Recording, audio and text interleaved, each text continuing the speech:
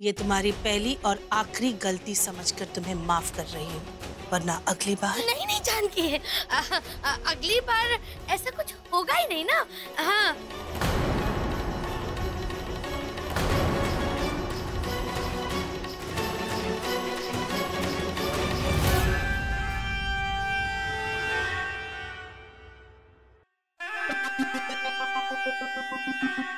इस तूफान को तो मैंने संभाल लिया, लेकिन मुझे ये बता कि तेरे दिमाग में क्या चल रहा है, कौन सी खिचड़ी पका रही है? मॉम, मैं तो ये सोच रही हूँ इस औरत की जो असली में बहू बनेगी वो तो सुसाइड ही कर लेगी। इसका बस चले ना तो ये पति पत्नी को भी साथ ना रहने दे।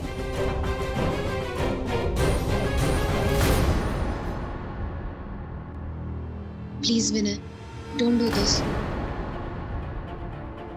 नीति,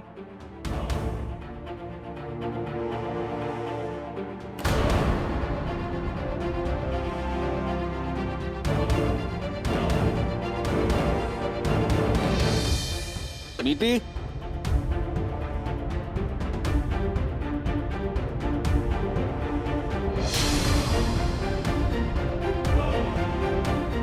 नीति, क्या हुआ नीति? तुम रो क्यों रही हो? सब कुछ ठीक है ना? हाँ भैया, सब कुछ ठीक है। थोड़ी थकी हुई हूँ इसलिए। लेकिन तुम रो क्यों रही हो? कोई प्रॉब्लम है? किसी ने तुमसे कुछ कहा? नीति, बोलो ना, बात क्या है? भैया, विनय का कॉल आया था। वो बोल रहा था कि वो मुझसे शादी नहीं करेगा।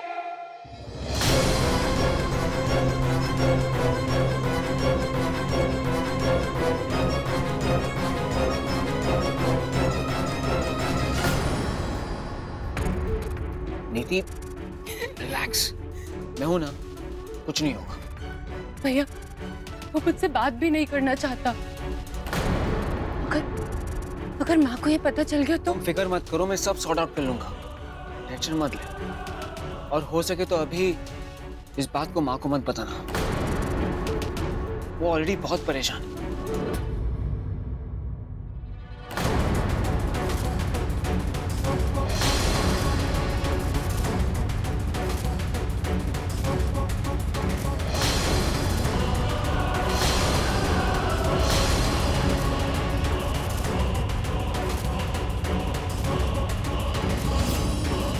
माँ, आप? जब बच्चे बात छुपाने लगे तो समझ जाना चाहिए कि अपनी परवरिश में ही खोट है। माँ, वो एक्चुअली मैं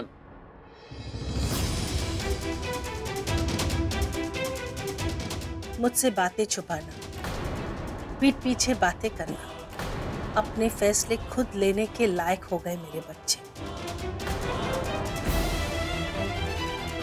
क्या बात है नीति? विनय ने शादी से इनकार कर दिया।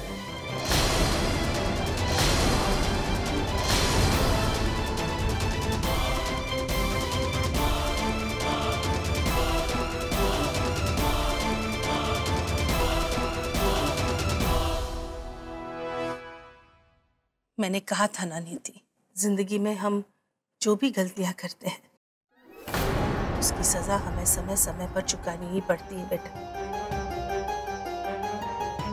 विनय से प्यार करके तुमने जो गलती की है ये उसी की सजा है।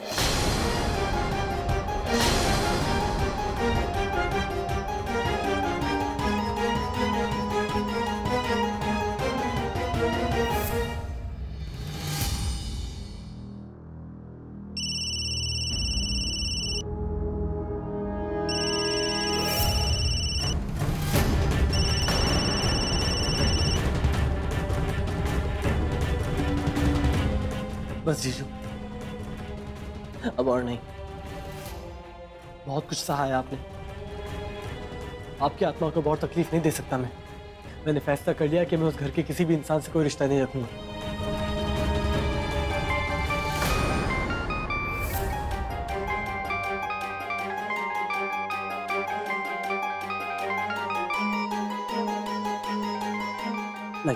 नहीं रहने दे विनय, तू रौनक सर का फोन उठा, मैं ये कर लूंगी।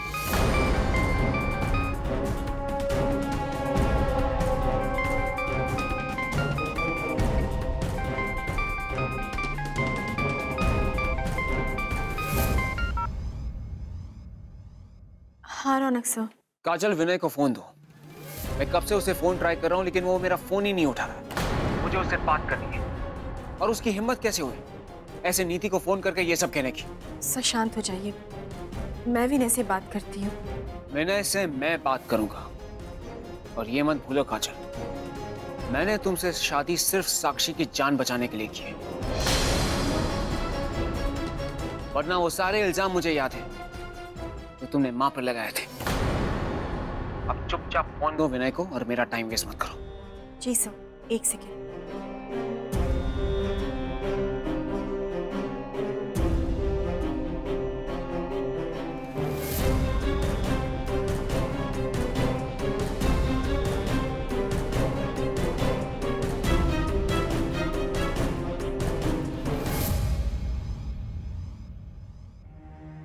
विनू, रौनक सर को तुझसे बात करनी है। नहीं दी, मुझे इस परिवार के किसी भी सदस्य से कोई बात नहीं करनी।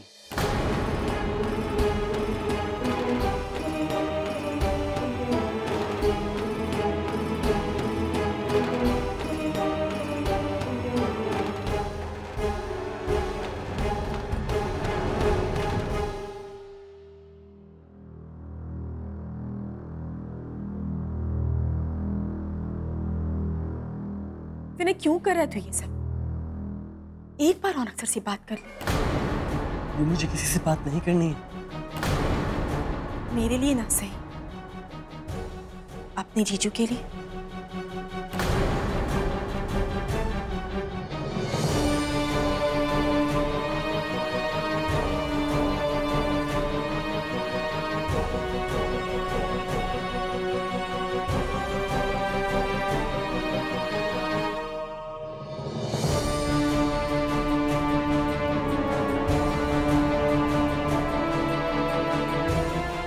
तुझे तेरे जीजू की कसम, जानकी आंटी की नफरत की वजह से नीति के पैर को मत ठुकरा प्लीज। प्लीज रौनक सर से बात कर ले।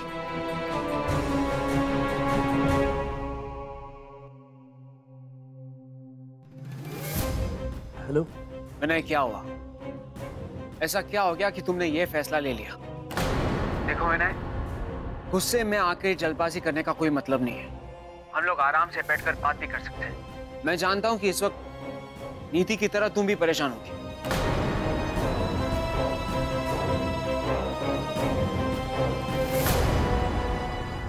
एक्चुअली साक्षी के साथ यहाँ पे जो कुछ भी हुआ, मैं उसकी वजह से बहुत स्ट्रेस में था। नीति भी एक बार मिलने के लिए नहीं आई। इतने बुरे वक्त में एक बार मोरल सपोर्ट के लिए तो आ सकती थी ना वो। इसीलिए गुस्से में मैंने उसको कुछ ज्यादा ही बोल दिया। मैं तुम्हारी बात समझ सकता हूँ, नीति को तुम्हारे साथ होना चाहिए था, लेकिन फिर भी तुम दोनों की शादी होने वाली, इस तरह से झगड़ा मत करो प्लीज। आई एम सॉरी, आज के बाद ऐसा नहीं होगा। काजल को फोन दो। जी, बात कर लो।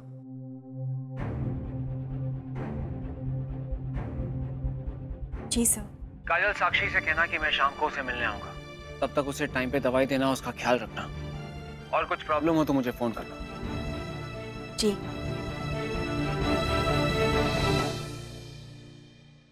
क्या नीति, बच्चों की तरह लड़ते हो तुम दोनों। कौन कहेगा कि तुम्हारी शादी होने वाली है? मैंने साक्षी को लेकर परेशान था, इसलिए अपसेट होकर तुम्हारे साथ झगड़ा कर लिया, लेकिन अब सब ठीक है और ये आंसू बंद हो जाने चाहिए। मैं चलता।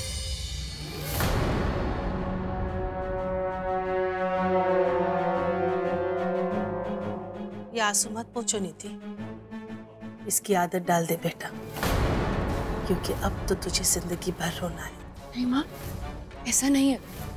वो विनय तो... जितनी उम्र है ना तेरी, उससे कहीं ज्यादा तजुर्बा है मुझे।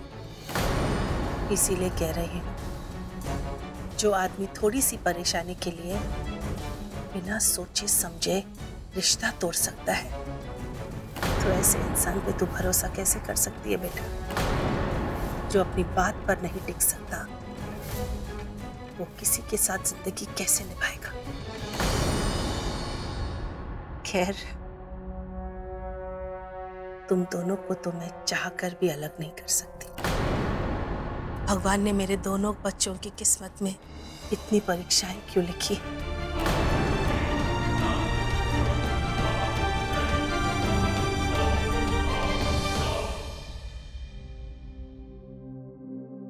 विनय,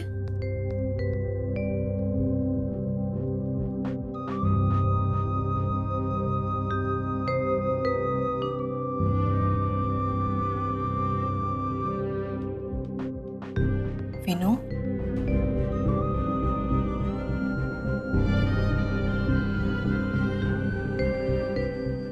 मैं जानती हूँ तू मुझे लेकर परेशान है। मैं ये भी मानती हूँ कि मैं अक्षय को कभी नहीं भुला पाऊंगी। मैं विनू, मैं अकेली नहीं हूं। मेरे पास साक्षी है ना, मैं उसके सहारे अपनी पूरी जिंदगी गुजार दूंगी। पर एक बात तुझे कहना चाहती हूँ, तूने आज जो किया ना वो दोबारा कभी मत करना। तुझे कोई हक नहीं बनता है कि तू अपने प्यार को इस तरह से चोट पहुंचाए। दी, आप मुझे खुद बताओ, जिस जान की आंटी ने हमारे साथ इतना कुछ किया, आपने उनको कैसे माफ कर दिया?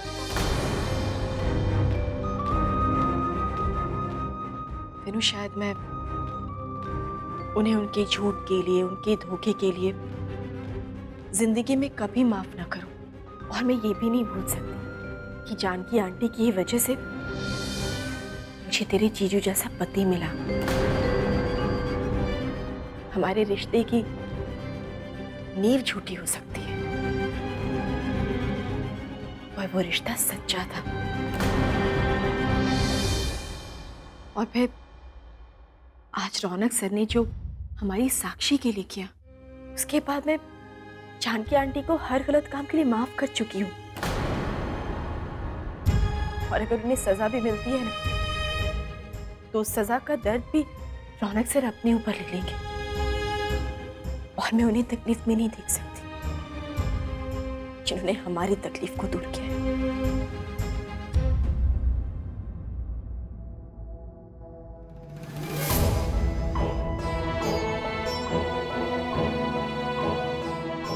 अब वक्त आ गया है कि हम अपने अतीत को भूलकर जिंदगी में आगे बढ़े, क्योंकि पुराने जख्मों को कुरेदने से सिर्फ तकलीफ मिलती है।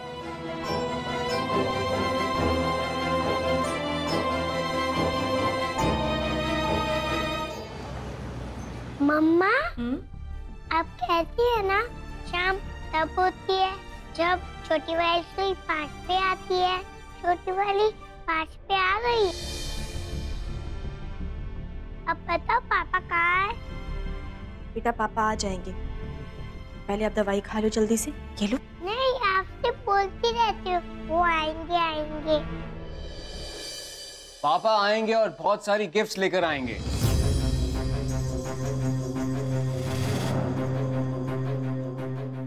ये कौन बोला? गैस करो तो खाने में चाट मिलेगा।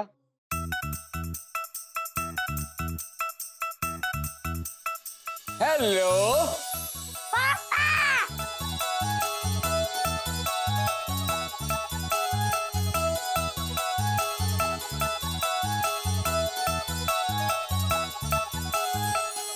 How is the princess today?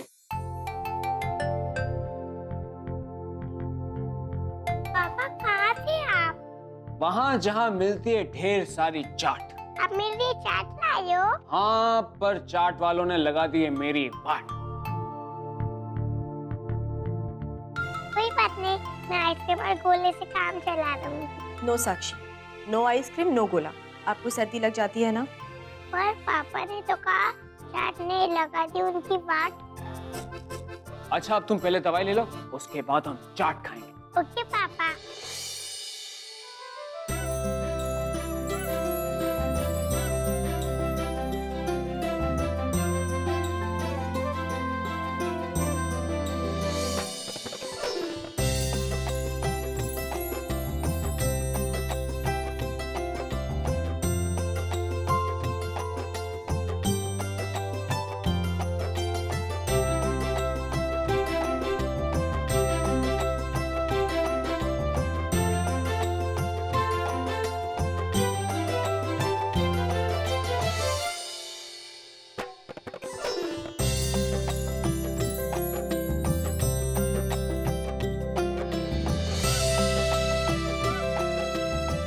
Sakshi is a good girl.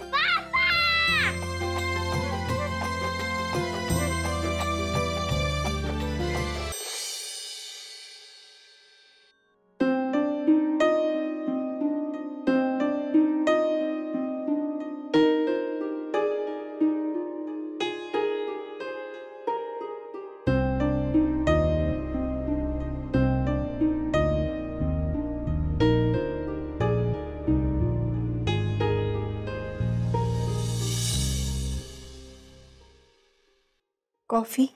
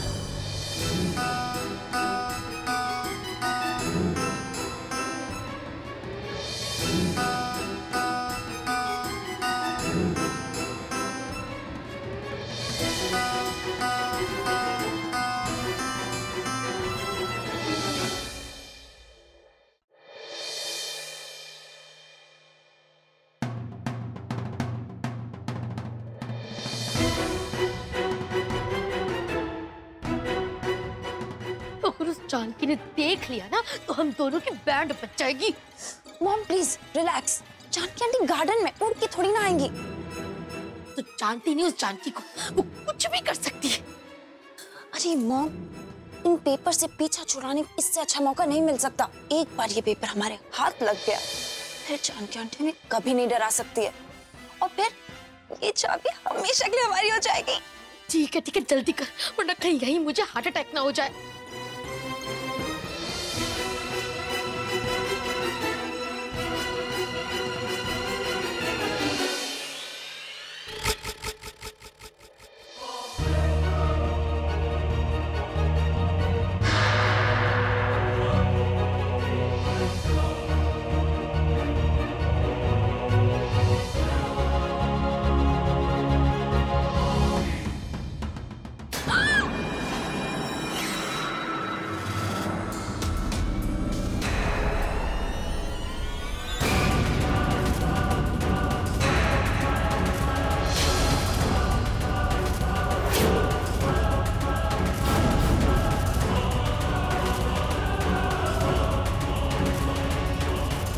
तुम दोनों यहाँ क्या कर रहे हो? वो आंटी, यहाँ चाबी लगी थी तो मैंने सोचा आपको दे दूं।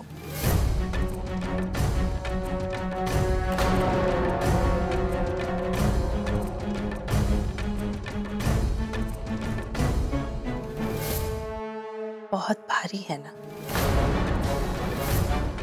सिर्फ पैसे ही नहीं, पूरे घर की जिम्मेदारी है इसमें। इन्हें मैंने संभाला है मुनमुन, और जिंदगी भर मैं ही संभालूंगी।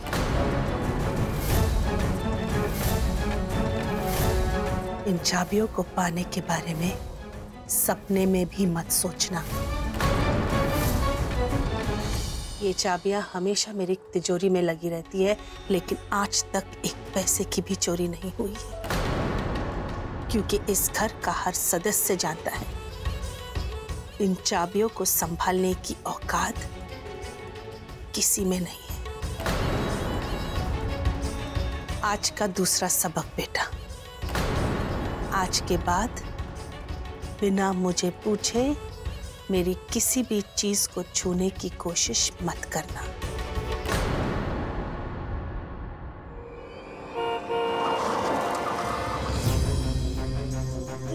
ये गाड़ी की आवाज किसकी है? रौनक आया है काजल और साक्षी को लेकर। आंटी, आप टेंशन मत लीजिए, अगर इन छोटी छोटी चीजों पर मैंने टेंशन ली होती तो अपने बेटे को अपना बनाकर कभी नहीं रख पाती। मुझे अपने रौनक पर पूरा भरोसा है और वैसे भी मैंने ऐसा इंतजाम किया है कि मुझे किसी भी चीज की कोई भी फिक्र करने की कोई जरूरत है ही नहीं।